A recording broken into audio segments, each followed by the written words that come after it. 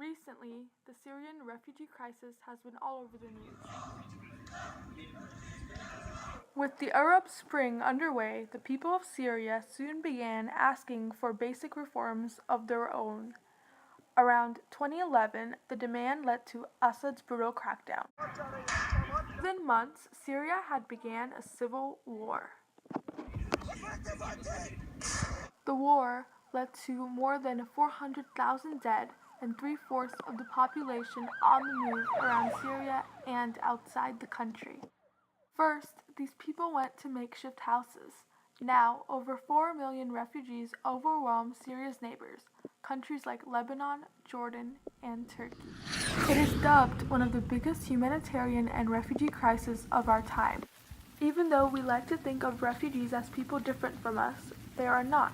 A refugee is simply just a person who has been forced to leave their country to escape. Syrian refugees are going all over the world, including the United States and European countries. They will go anywhere as long as it is safer than their home country. When neighboring countries began overwhelmed, those with the means paid unscrupulous smugglers to take them illegally across the Mediterranean into European countries. These refugees joined other Middle Eastern and African people fleeing conflicts such as ISIS.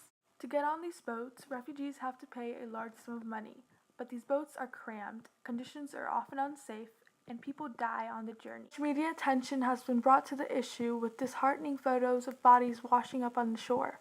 One such photo is of toddler Aylan Kurdi. Olympic swimmer Yusra Mardani is from the refugee team, and in Rio 2016, she told us about her journey as a Syrian refugee and how she went across the Mediterranean, saving 20 people when her boat began to sink. Quite hard just to think that you are a swimmer and in the end you're gonna end up dying in the water, who you know the best.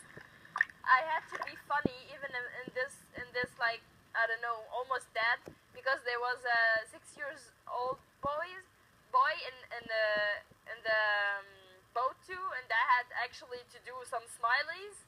Why? Because I don't want them to feel like we are dying.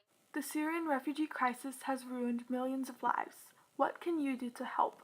Out of many things, here are 3 things you can do to make a difference. First, educate yourself and others about what is going on. If you educate people, then it will help change policy and help these refugees. Programs such as Google have made interactive websites to help you with this. Second, you can take charge and individually help these refugees. For example, a fashion designer in Europe created jackets that can be turned into temporary homes, such as tents, for these people. Finally, you can donate to international organizations and help